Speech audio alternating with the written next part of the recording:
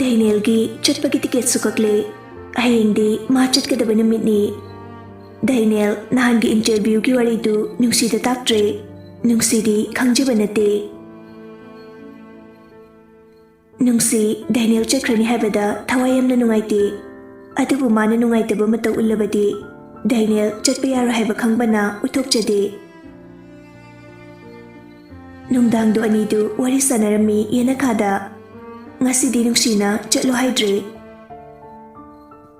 Dynal tapna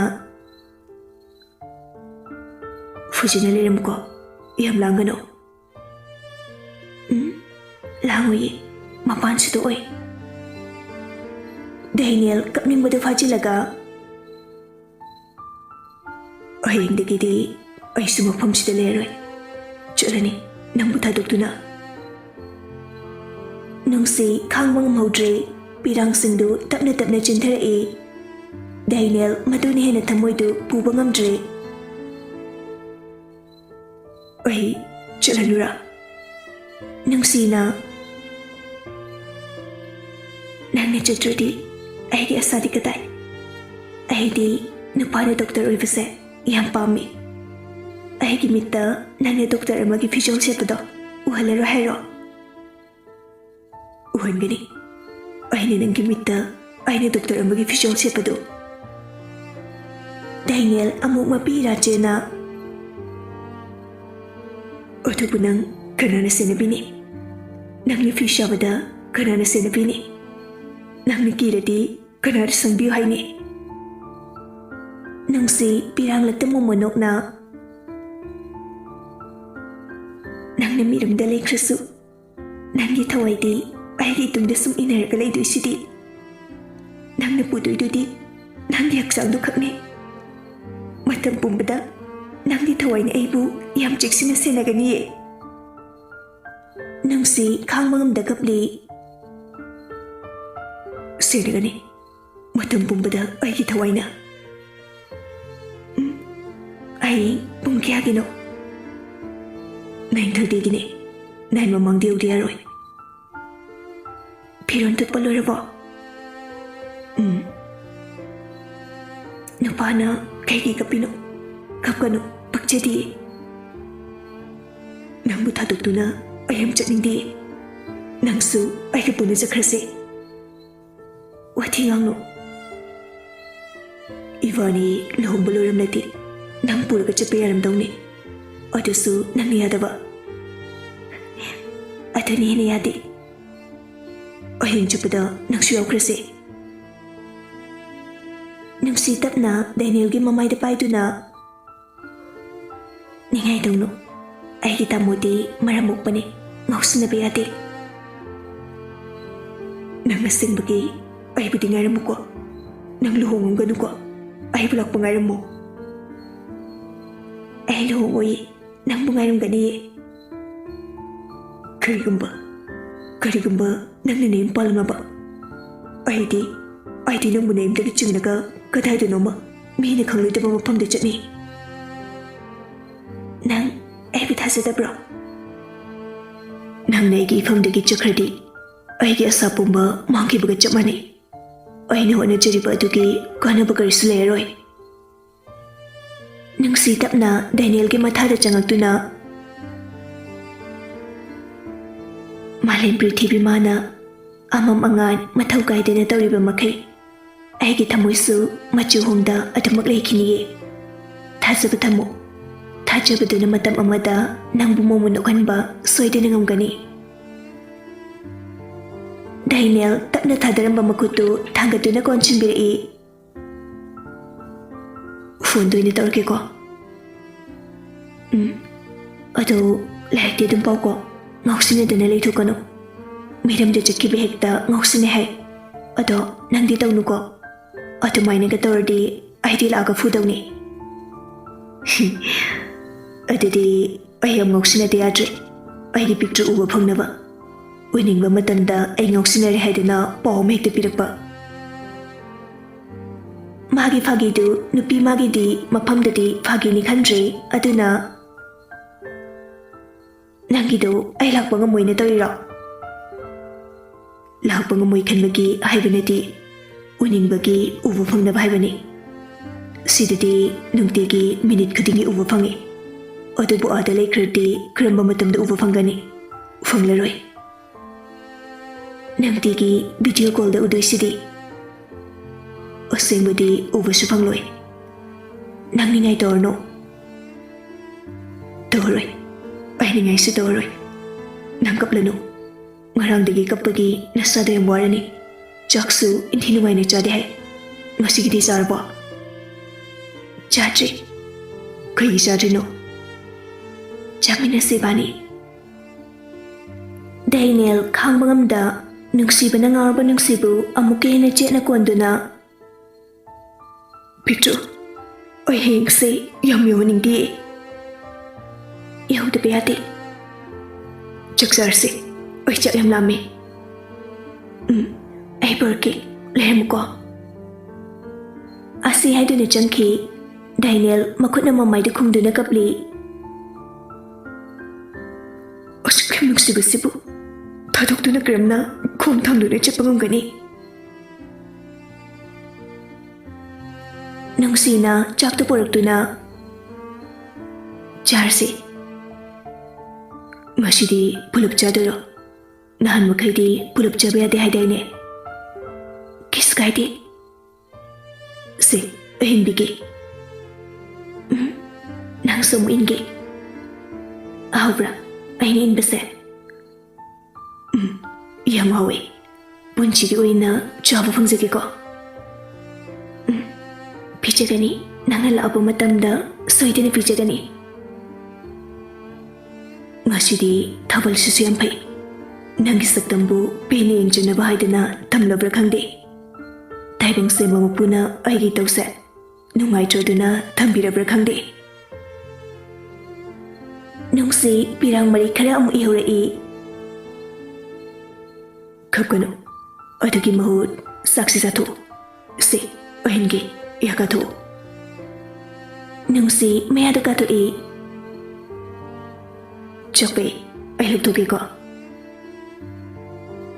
ꯅꯨꯡꯁꯤ ꯗꯥꯏꯅꯦꯜꯗ ꯌꯦꯡꯅ ꯌꯦꯡꯅ ꯁꯤꯟꯊꯔꯛꯀꯅꯨ ꯌꯥꯗ꯭ꯔꯕ ꯃꯤꯠꯀꯤ ꯄꯤꯁꯨ ꯁꯤꯟꯊꯔꯛꯏ꯫ ꯈꯥꯝꯒꯦ ꯅꯝꯗꯦ, ꯂꯝ ꯌꯥꯝꯅ ꯍꯦꯜꯂꯤ ꯃꯥꯒꯤ ꯃꯤꯠꯀꯤ ꯄꯤ꯫ ꯈꯞꯀꯅꯨ ꯍꯥꯏꯔꯒ, ꯅꯪ ꯑꯩ ꯂꯩꯇ꯭ꯔꯗꯤ ꯅꯪꯒꯤ ꯃꯤꯠꯀꯤ ꯄꯤ ꯀꯅꯥꯅ ꯇꯩꯊꯣꯛꯄꯤꯅꯤ? ꯅꯪ ꯂꯩꯇ꯭ꯔꯗꯤ ꯑꯩ ꯀꯞꯄꯣꯏꯌꯦ, ꯅꯪ ꯂꯥꯛꯑꯒ ꯀꯞꯀꯦ꯫ ꯏꯊꯥꯗ ꯊꯝꯗꯨꯅ ꯄꯦꯟꯅ ꯀꯞꯆꯧ꯫ ꯉꯁꯤꯗꯤ ꯀꯞꯂꯅꯨ, ꯅꯥꯔꯅꯤ꯫ ꯑꯩꯅ ꯆꯠꯈ꯭ꯔꯒ ꯅꯥꯔꯗꯤ ꯑꯩ ꯑꯥꯗ ꯂꯩꯐꯝ ꯈꯪꯉꯣꯏ, ꯁꯤꯗ ꯑꯃꯨꯛ ꯊꯣꯛꯂꯛꯀꯅꯤ꯫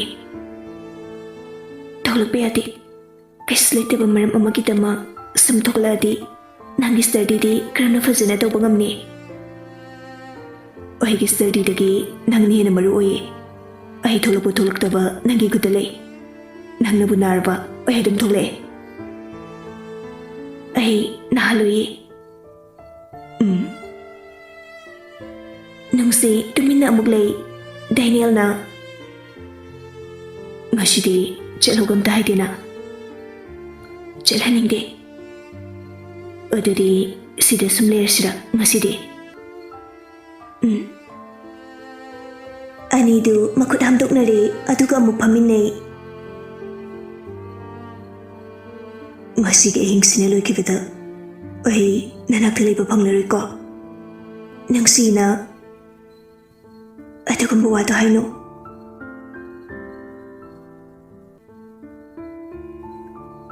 ꯁꯣꯝꯗꯅ ꯉꯥꯟꯕꯁꯨ ꯍꯌꯦꯡꯗꯒꯤ ꯃꯃꯥꯕꯨ ꯊꯥꯗꯣꯛꯇꯨꯅ ꯆꯠꯀꯅꯤ ꯈꯟꯕꯗ ꯋꯥꯈꯜ ꯌꯥꯝꯅ ꯅꯨꯡꯉꯥꯏꯖꯔꯝꯗꯦ꯫ ꯇꯨꯃꯤꯟ ꯇꯨꯃꯤꯟ ꯀꯞꯆꯔꯝꯃꯤ꯫ ꯚꯦꯂꯤꯛꯅ, ꯚꯥꯏ, ꯃꯃꯥꯒꯤꯗꯤ ꯑꯩꯈꯣꯏ ꯃꯌꯥꯝ ꯂꯩꯁꯤꯗꯤ, ꯀꯩꯒꯤ ꯋꯥꯈꯜ ꯋꯥꯔꯤꯅꯣ? ꯊꯔꯦꯝꯕꯅ, ꯑꯩꯈꯣꯏ ꯃꯌꯥꯝꯅ ꯃꯃꯥꯕꯨ ꯌꯥꯝ ꯆꯦꯛꯁꯤꯟꯅ ꯁꯦꯟꯅꯒꯅꯤꯌꯦ꯫ ꯉꯥꯟꯕꯅ, ꯚꯥꯏ, ꯅꯈꯣꯏ ꯃꯌꯥꯝ ꯂꯩꯕꯒꯤꯅꯦ ꯑꯩꯅ ꯉꯁꯤ ꯈꯣꯡ ꯊꯥꯡꯗꯨꯅ ꯆꯠꯄ ꯉꯝꯒꯗꯧꯔꯤꯕꯁꯦ꯫ ꯅꯈꯣꯏ ꯂꯩꯔꯝꯗ꯭ꯔꯕꯗꯤ ꯑꯩ ꯉꯝꯃꯝꯃꯣꯏꯀꯣ? ꯅꯈꯣꯏ ꯑꯍꯨꯝꯒꯤ ꯂꯃꯟꯁꯦ ꯀꯔꯝꯕ ꯃꯇꯝꯗ ꯁꯤꯡꯕ ꯉꯝꯒꯅꯤ ꯍꯥꯏꯕ ꯑꯩ ꯈꯪꯗ꯭ꯔꯦ꯫ ꯚꯦꯂꯤꯛꯅ ꯃꯌꯥ ꯏꯍꯤꯒꯠꯂꯒ, ꯅꯪꯅ ꯊꯕꯛ ꯇꯧꯔꯒ ꯑꯩꯒꯤꯁꯨ ꯑꯃ ꯍꯥꯞꯄꯤꯌꯨ꯫ ꯅꯪꯒꯤ ꯕꯣꯗꯤꯒꯥꯔꯗ ꯑꯣꯏꯔꯁꯨ ꯑꯗꯨꯅ ꯄꯦꯟꯖꯔꯛꯏꯒꯤꯗꯤ ꯑꯇꯩꯒꯤꯗꯤ ꯈꯪꯗꯦꯀꯣ ꯊꯔꯦꯝꯕꯅ ꯑꯩꯒꯤꯗꯤ ꯍꯌꯦꯡꯋꯥꯏ ꯑꯩꯕꯨ ꯂꯧꯁꯤꯟꯕꯤꯕ ꯉꯥꯟꯕꯁꯨ ꯅꯣꯛꯃꯤ ꯅꯣꯛꯃꯤ ꯌꯥꯝꯗꯨꯒꯗꯤꯀꯣ ꯅꯪ ꯑꯃ ꯚꯦꯂꯤꯛꯅ ꯔꯤꯆꯥꯔꯗ ꯅꯪꯒꯤꯁꯨ ꯈꯜꯂꯣꯗꯅ ꯏꯀꯥꯏꯔꯣ ꯀꯦꯝ ꯀꯣꯏꯔꯨꯅꯣ ꯍꯥꯏꯔꯣ ꯔꯤꯆꯥꯔꯗꯁꯨ ꯅꯣꯛꯃꯤ ꯅꯣꯛꯃꯤ ꯅꯪꯅ ꯄꯨꯂꯤꯁꯀꯤ ꯌꯨꯅꯤꯐꯣꯔꯝꯒ ꯁꯦꯠꯂꯒ ꯊꯣꯛꯂꯛꯄ ꯃꯤꯀꯨꯞꯇꯣ ꯑꯣꯏꯗ ꯀꯣꯛꯂꯅꯤ ꯃꯤꯀꯨꯞ ꯑꯗꯨꯕꯨꯅꯤ ꯑꯩꯈꯣꯏ ꯃꯌꯥꯝꯅ ꯈꯧꯔꯥꯡꯅ ꯉꯥꯏꯔꯤꯕ ꯑꯩꯈꯣꯏ ꯃꯌꯥꯝꯒꯤ ꯑꯁꯥꯗꯤ ꯉꯥꯟꯕ ꯅꯪꯅꯤ ꯅꯪꯅ ꯑꯩꯈꯣꯏꯒꯤ ꯑꯁꯥꯕꯨ ꯀꯥꯏꯍꯜꯂꯣꯏ ꯍꯥꯏꯕꯁꯨ ꯑꯩ ꯈꯪꯉꯤ ꯉꯥꯟꯕ ꯇꯞꯅ ꯀꯣꯟꯗꯨꯅ ꯑꯩ ꯅꯣꯏ ꯃꯌꯥꯝꯒꯤ ꯑꯁꯥ ꯀꯩꯗꯧꯅꯨꯡꯗꯁꯨ ꯀꯥꯏꯍꯜꯂꯣꯏ ꯃꯔꯨꯞ ꯃꯔꯤꯗ ꯀꯣꯟꯁꯤꯟꯅꯩ ꯏꯕꯦꯝꯍꯜꯗꯤ ꯈꯪꯕ ꯅꯠꯇꯦ ꯃꯥꯒꯤ ꯃꯆꯥ ꯆꯠꯈ꯭ꯔꯅꯤ ꯍꯥꯏꯕ ꯉꯥꯟꯕ ꯃꯃꯥꯒꯤ ꯊꯧꯖꯥꯜ ꯋꯥꯍꯩ ꯑꯃꯠꯇꯗꯤ ꯇꯥꯅꯤꯡꯉꯤ ꯑꯗꯨꯕꯨ ꯇꯥꯕ ꯐꯪꯂꯔꯣꯏ ꯈꯟꯕꯗ ꯉꯥꯟꯕ ꯄꯨꯛꯅꯤꯡꯗ ꯅꯨꯡꯁꯤ ꯏꯃꯥꯒꯤ ꯊꯣꯏꯕ ꯏꯆꯥ ꯃꯥꯏ ꯄꯥꯛꯂꯧꯀꯣ ꯃꯃꯥꯒꯤ ꯃꯥꯡꯗ ꯍꯔꯥꯎ ꯍꯔꯥꯎ ꯂꯦꯞꯂꯈꯣꯀꯣ ꯑꯁꯤꯒꯤ ꯋꯥꯍꯩ ꯑꯗꯨꯗꯕꯨꯅꯤ ꯉꯥꯟꯕꯅ ꯄꯥꯝꯂꯤꯕ ꯃꯗꯨ ꯄꯨꯝꯕ ꯃꯔꯨꯞ ꯑꯍꯨꯝꯗꯨ ꯈꯪꯗꯕ ꯅꯠꯇꯦ ꯑꯗꯨꯕꯨ ꯀꯔꯤꯗꯤ ꯎꯄꯥꯏ ꯂꯩ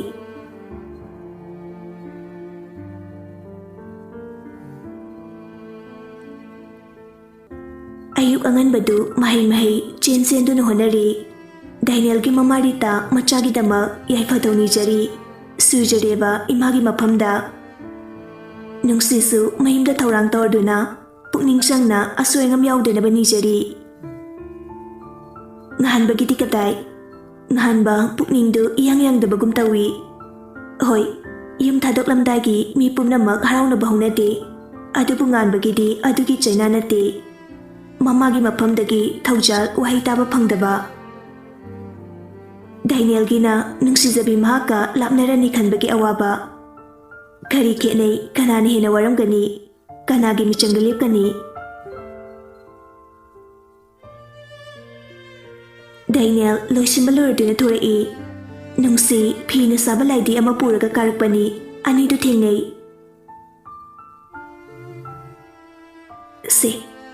ꯁꯤꯁꯦ ꯑꯩꯅꯤ ꯈꯟꯅ ꯊꯝꯃꯨꯀꯣ ꯗꯥꯏꯅꯦꯜ ꯇꯞꯅ ꯂꯧꯗꯨꯅ ꯊꯝꯒꯦ ꯗꯥꯏꯅꯦꯜ ꯃꯈꯨꯠꯇꯒꯤ ꯈꯨꯗꯣꯞ ꯑꯃ ꯂꯧꯊꯣꯔꯛꯇꯨꯅ ꯅꯨꯡꯁꯤꯒꯤ ꯑꯣꯏꯒꯤ ꯔꯤꯡ ꯐꯤꯡꯒꯔꯗ ꯁꯤꯖꯤꯟꯕꯤꯔꯝꯃꯤ ꯅꯨꯡꯁꯤ ꯅꯣꯟꯊꯗꯨꯅ ꯂꯩ ꯄꯤꯔꯥꯡꯗꯨ ꯆꯤꯟꯊꯔꯛꯂꯕꯅꯤ ꯑꯗꯨꯕꯨ ꯎꯍꯟꯅꯤꯡꯗꯕꯒꯤ ꯅꯣꯟꯊꯗꯨꯅ ꯂꯩ ꯗꯥꯏꯅꯦꯜ ꯇꯞꯅ ꯅꯨꯡꯁꯤꯒꯤ ꯈꯗꯥꯡꯗꯨ ꯊꯥꯡꯒꯠꯇꯨꯅ ꯁꯤꯟꯊꯔꯛꯂꯤꯕ ꯄꯤꯔꯥꯡ ꯃꯔꯤꯛꯁꯤꯡꯗꯨ ꯃꯆꯤꯟꯅ ꯇꯞꯅ ꯊꯦꯡꯉꯤ ꯑꯗꯨꯒ ꯑꯃꯨꯛ ꯊꯣꯔꯛꯇꯨꯅ ꯃꯈꯨꯠꯇꯨꯅ ꯇꯞꯅ ꯇꯩꯊꯣꯛꯏ ꯈꯞꯀꯅꯨ ꯋꯥꯍꯩꯁꯤ ꯈꯛ ꯅꯠꯇꯅ ꯑꯇꯩ ꯑꯍꯦꯟꯕ ꯋꯥꯍꯩ ꯍꯥꯏꯅꯕꯒꯤ ꯊꯧꯅꯥꯗꯨ ꯂꯩꯇ꯭ꯔꯦ ꯅꯨꯡꯁꯤꯅ ꯃꯈꯥꯗ ꯀꯨꯝꯊꯔꯛꯎ ꯏꯟꯗꯣꯝꯆꯥ ꯍꯣꯏ ꯉꯥꯏꯍꯧꯔꯦ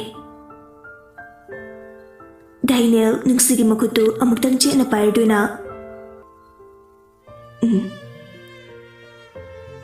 ꯅꯨꯡꯁꯤ ꯗꯥꯏꯅꯦꯜꯒꯤ ꯃꯈꯨꯠꯇꯨꯗ ꯅꯨꯡꯁꯤꯅ ꯌꯦꯡꯉꯤ ꯗꯥꯏꯅꯦꯜ ꯇꯞꯅ ꯑꯃꯨꯛ ꯊꯥꯗꯣꯔꯛꯇꯨꯅ ꯂꯥꯎ ꯑꯁꯤ ꯍꯥꯏꯔꯝꯂꯒ ꯀꯨꯝꯈꯤ ꯉꯥꯟꯕ ꯃꯥꯒꯤ ꯃꯄꯥꯒꯤ ꯐꯣꯇꯣꯗꯨꯗ ꯄꯄꯥ ꯂꯦꯛꯆꯔ ꯆꯠꯆꯔꯨꯈꯤꯒꯦ ꯄꯄꯥ ꯃꯃꯥꯁꯦ ꯁꯦꯟꯅꯕꯤꯔꯝꯃꯨꯀꯣ ꯂꯦꯛꯆꯔꯅ ꯄꯄꯥ ꯑꯃꯗꯤ ꯃꯃꯥꯒꯤ ꯅꯥꯛꯇ ꯅꯣꯡꯃ ꯍꯔꯥꯎ ꯂꯥꯛꯆꯈꯤꯒꯦ ꯃꯤꯀꯨꯞꯇꯨ ꯐꯥꯎꯗꯤ ꯄꯄꯥ ꯋꯥꯔꯁꯨ ꯋꯥꯅ ꯉꯥꯏꯕꯤꯔꯝꯃꯨ ꯑꯁꯤ ꯍꯥꯏꯔꯒ ꯐꯣꯇꯣꯗꯨꯗ ꯂꯥꯏꯕ ꯀꯠꯂꯤ ꯃꯃꯥꯒꯤ ꯃꯅꯥꯛꯇ ꯑꯃꯨꯛ ꯂꯥꯛꯇꯨꯅ ꯃꯃꯥ ꯂꯦꯛꯆꯔ ꯆꯠꯆꯔꯨꯈꯤꯒꯦꯀꯣ ꯑꯁꯤ ꯍꯥꯏꯔꯒ ꯏꯕꯦꯝꯍꯜꯒꯤ ꯃꯈꯣꯡ ꯀꯣꯟꯗꯨꯅ ꯀꯞꯂꯤ ꯔꯤꯆꯥꯔꯗꯀꯤ ꯃꯃꯥꯅ ꯉꯥꯟꯕ ꯇꯧꯍꯩꯗꯦ ꯀꯞꯀꯅꯨ ꯔꯤꯆꯥꯔꯗꯀꯤ ꯃꯄꯥꯅ ꯑꯃꯨꯛ ꯄꯨꯡꯁꯦ ꯊꯦꯡꯂꯤꯅꯦ ꯉꯥꯟꯕ ꯇꯞꯅ ꯍꯧꯒꯠꯂꯛꯇꯨꯅ ꯃꯃꯥ ꯄꯄꯥ ꯂꯦꯛꯆꯔ ꯆꯠꯆꯔꯨꯈꯤꯒꯦ ꯔꯤꯆꯥꯔꯗꯀꯤ ꯃꯄꯥꯅ ꯍꯣꯏ ꯊꯦꯛꯇ ꯀꯥꯏꯗꯅ ꯃꯐꯝ ꯑꯗꯨ ꯌꯧꯕ ꯑꯣꯏꯔꯁꯅꯨ ꯏꯆꯥꯁꯤꯗꯤ ꯑꯩꯈꯣꯏ ꯃꯃꯥꯁꯦ ꯈꯔ ꯁꯦꯟꯅꯕꯤꯌꯨꯀꯣ Ihe, kaigi senadani. Nganba, nangi khagalu. Mamagi khanduna matam manghangano. Nangi mamagi di ekhai miyam leisidi. Sese, mama manam nambige. Nganba pukningda nungsiraduna tapna pirang khara sentharae. Ihe, kaigi kapino, kapayade. Mama taithokpige se. Asum na nganbabu makoy ahum changdana yatpota thilae. Belikna. Nganba, mahi paklaga mafam sida muna siko. Nganba na. Bye. Richard na. Nangi mahi pakpa mikupta dubu. Aikhoy miyam na wani ngayri haiba nanggaw ko.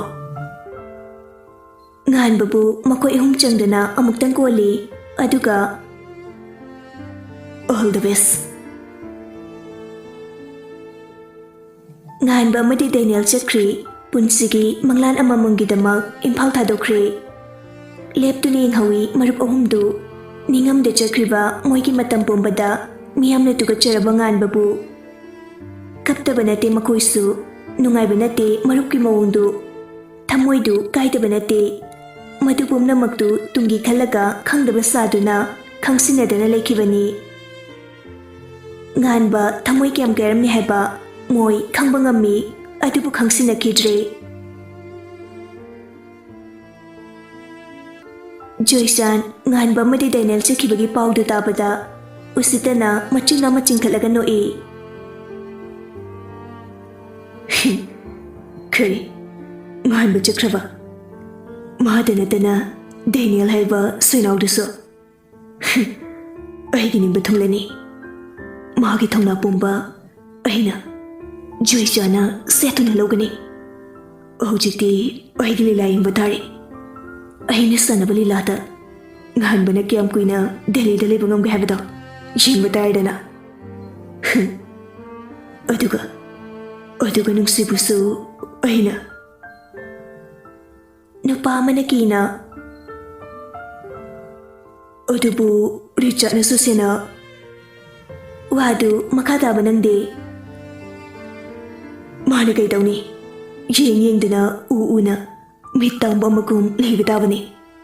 Moina ni moina. Aina nate. Joysan busim na bagi mahi. Mahagin haiba kudingma. Tumnahat kani. Marufang namangan gani.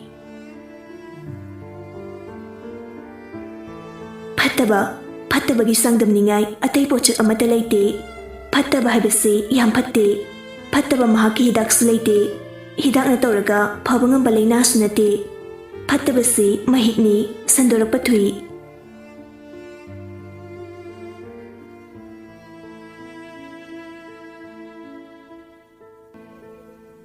Somdana Daniel su magi mapagi marupki machagi hostel du yaure. Phondokduna kauktoklaga thore nupi machadu.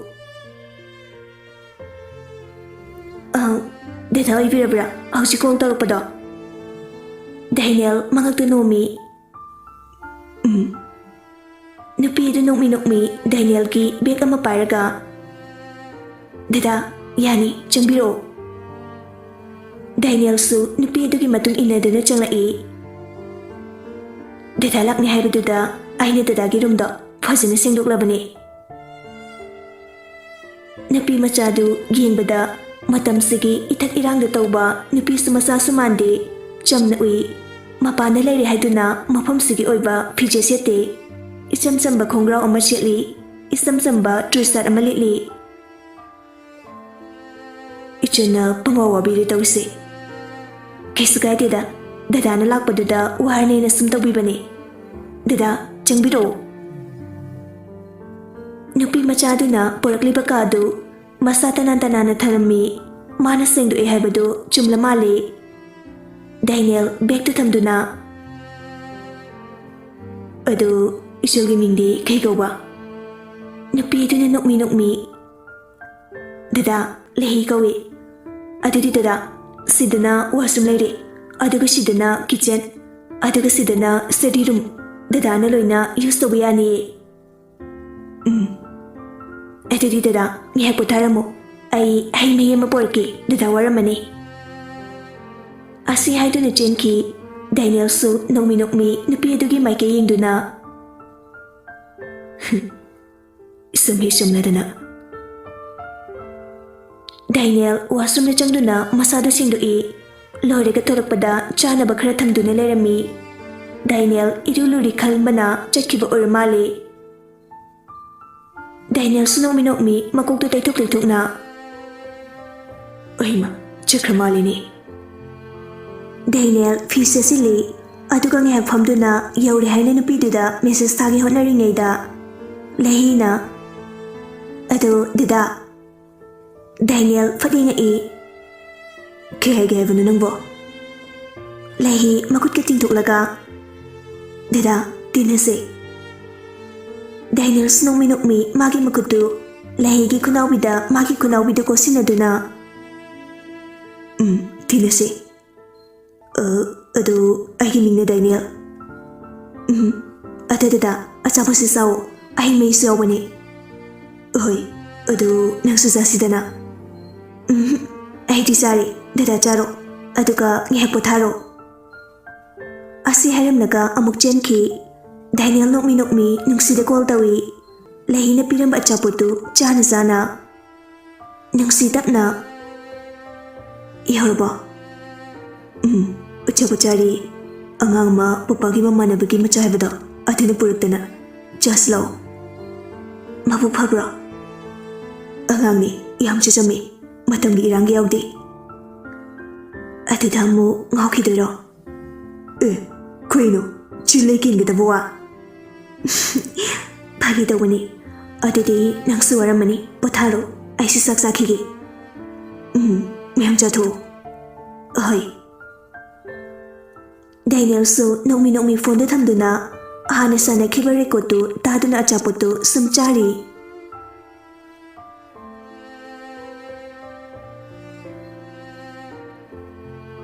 ngan besu mafam du yorduna masada sengdoklaba matung ngek pothai phone da lokthokduna on tarba matung da group da message thai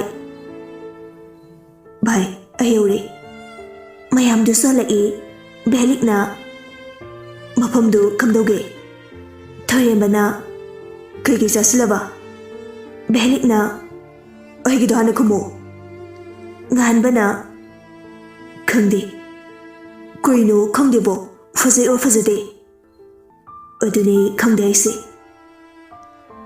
Beli Kain Habakum Sticker Amatajila Ganbana Ai Fazabanakari Atibanakari Nungaibana kari ohobana kari amata khangdre Richardna punsi abase pumnama khangadabani nganbana mama kanada lege Richardna aigale call dagawra yengira yengaroi ai mama gi saktam uraga ai hena wagani